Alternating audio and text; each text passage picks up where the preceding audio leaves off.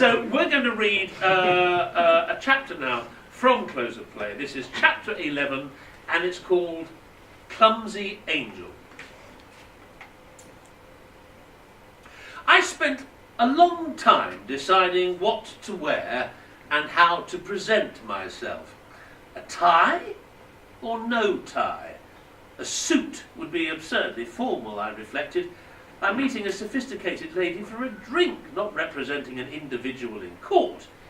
But at least a jacket of some sort. I don't do casual attire. It would not suit me in any case. Yes, that would be the right balance. Smart trousers, best blazer, shirt with a collar, but no tie. I looked in the mirror. Something felt wrong. The shirt without a tie just seemed too artfully casual and possibly pretentious, reminding me of the manner in which young men at a formal awards event towards the end of an evening draped their disentangled bow ties casually around their neck, largely to demonstrate that it was the genuine article and that such sophisticated souls had mastered the art of its construction. Also, the collar just splayed itself out a bit too far and over the top of the jacket lapel. I selected a tie with informal colours that seemed to complement the navy blue of the jacket. That's better. Then I located my best shoes, which turned out to be scuffed and grubby. Not daring to take the risk of black polish becoming smeared on trousers and jacket, I partially undressed before buffing up the footwear. Then got dressed again, and shod, and checked again in the mirror. A bit too formal, I thought, but better than trying to be Mick Jagger. We had a mid-evening rendezvous, each having eaten at home, and I offered to collect her from her home address before we drove to a country pub that I recommended. I found her home from the address easily enough, but once parked outside began to feel restless and uncomfortable again. How could I feel more nervous before a social engagement with a perfectly friendly and engaging soul than I would feel when addressing the court on behalf of a client or opening the batting against a fast bowler on a sporting pitch in April? What's worse? What would be the worst thing that could happen, I reflected. Unfortunately, I began to think of several worse things. Each perfectly plausible, such as a clumsy faux pas, an accidental insult to Elizabeth's worldview, a general air of pomposity and conservatism, resulting in her disinclination to meet again, leading to my renewed loneliness and bachelor status, increasing alcohol dependency, physical and mental decline, and a premature death. With only a handful of the lads from the cricket club attending the funeral, even those largely due to the promise of free drinks, paid out of my estate. Godfrey mustering some positive attributes from long ago anecdotes as he attempts to muster an emotional eulogy, people shuffling uncomfortably in the cold, a nearly empty church, a neat row of batting awards lined atop the coffin, representing the only tangible achievements of a once promising but ultimately futile existence. So yes, there was plenty to be nervous about. Plus, this tie makes me look too formal, I thought. Suddenly I ripped it off, stepped out of the car and approached the door, knocking sharply with the metal ring. There was no bell. Oh, I said as the door yielded and revealed a teenage girl in casual clothes who looked at me with pity and amusement. Well, I'm sorry, I said hurriedly. I must have got the wrong address. I turned to go. Are you Colin? She said suddenly. Yes. Mum's expecting you. Mum?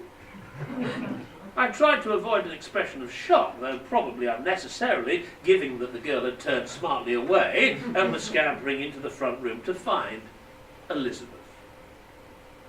Mum, Was this the reason for the departure from the convent? Had there been a terrible scandal?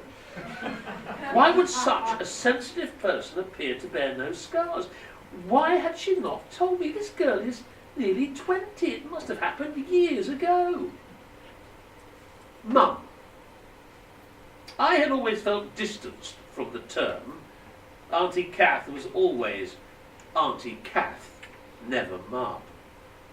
I would sometimes be jealous of school friends, but they were more jealous of me, of the roomy freedom in the old house, the conservatory with old cricket bags, the feast of toys in the chest, the perennial smell of Bakewell tart. All this without a mum. My parents had died when I was only 8, killed in an aircraft accident on their way home from a ski holiday.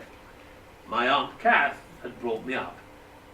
It was good of her, really, given that I always had an air of guilt over the fate of her late husband. I was only 6 or 7, waiting in my parents' car while they chatted with Auntie Kath in the sitting room. I was playing with a functionless strap sewn into the grey leather rear seat. It grew warm and I felt both sticky and rather bored. I began to open the door and then shut it suddenly, enjoying the slam as it closed.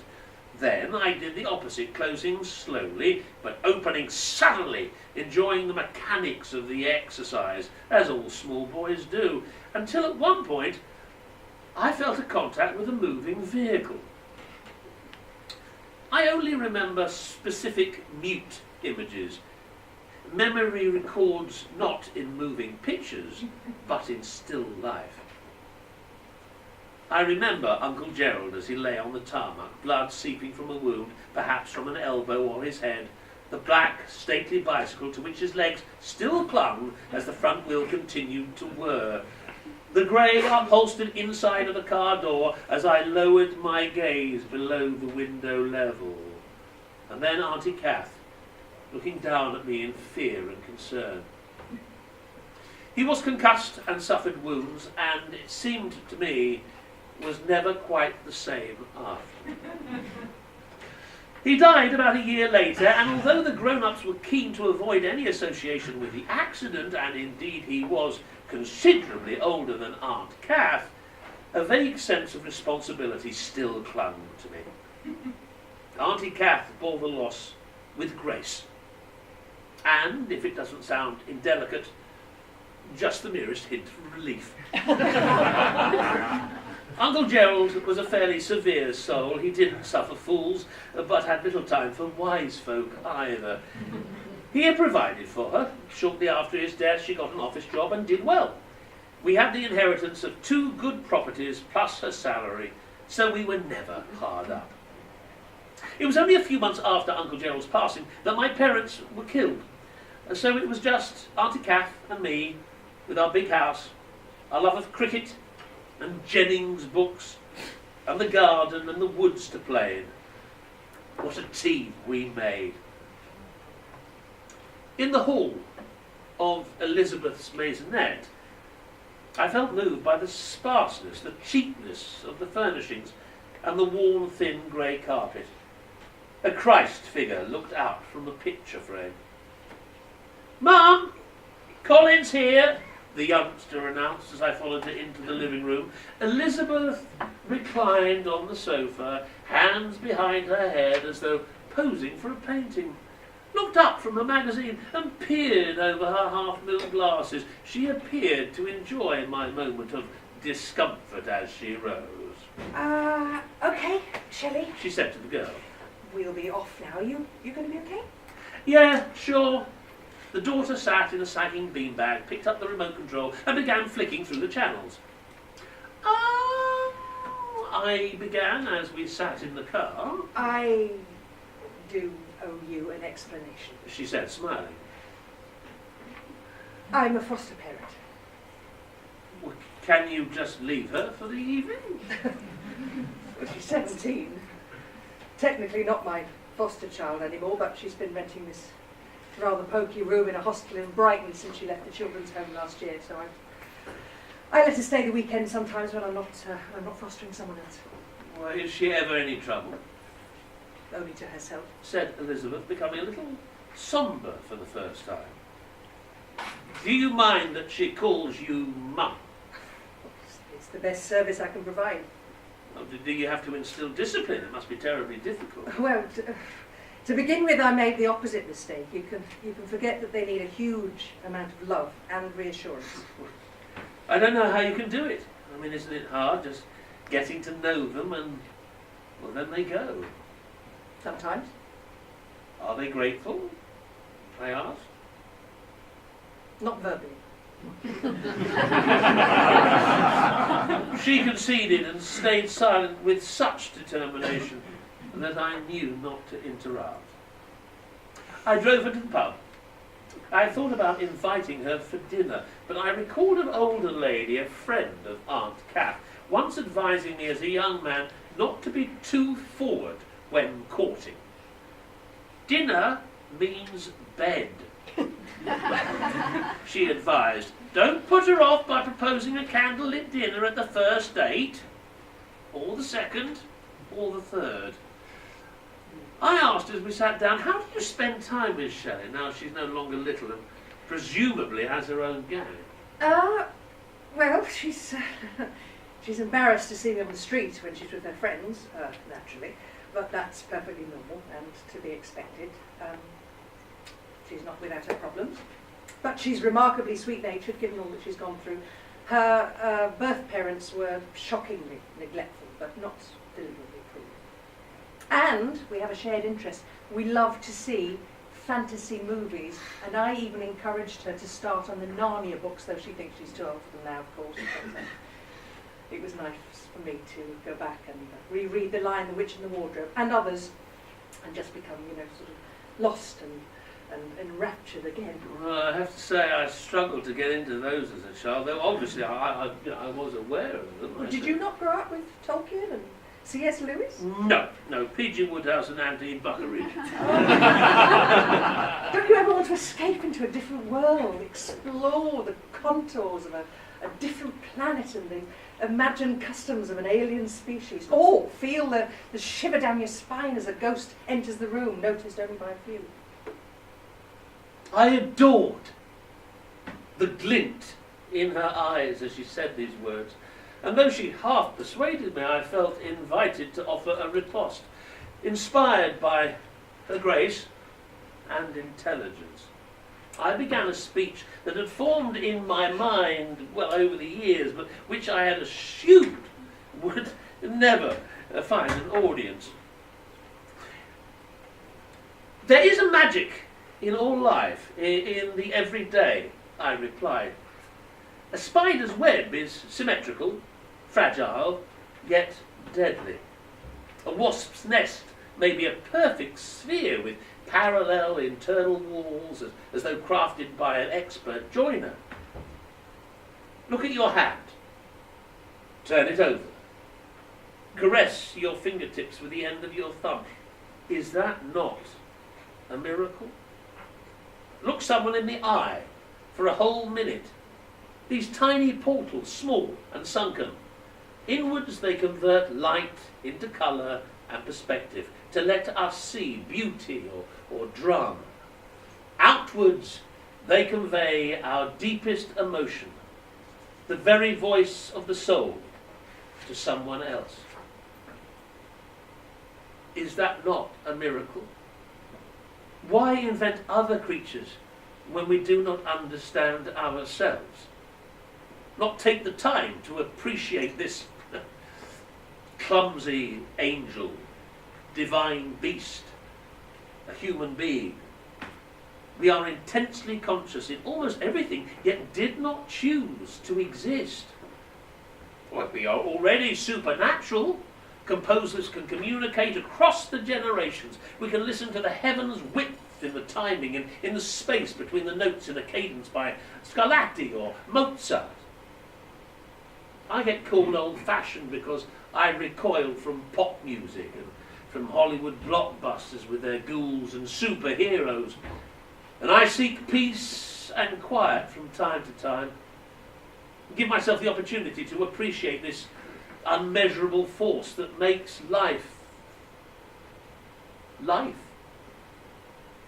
In our modern world, one has to plead for permission to slow down, away from the relentless din of popular entertainment or the noisy hate campaigns between rival politicians. With all progress, there is loss. And often the progress is meagre and the loss immense.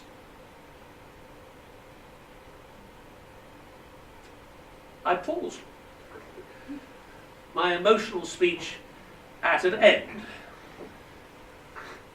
She did not look me in the eye for a long and intense while.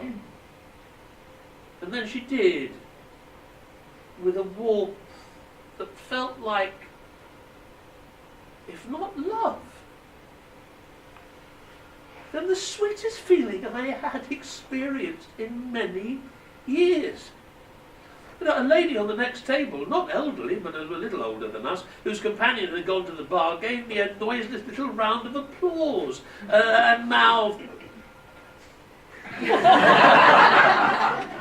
with a little appreciative tilt of the head, but then apologised for intruding, being, you know, English and all that.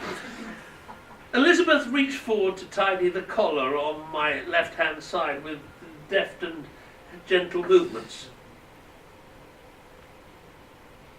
Clumsy angel, She said to me, tenderly. I mean, the collar must have spayed itself outwards after I'd removed my tie in the car and remained at an increasingly ungainly angle throughout our conversation and my little speech. I might have felt patronised, but instead I felt moved. Her fingers did not make contact with my skin directly, yet she touched me. Then she asked, so, do you achieve these escapes? Do you find your refuge from our high decibel culture? well, yes, but rather too much. I reflected, worrying that I sounded sorry for myself. That's the problem.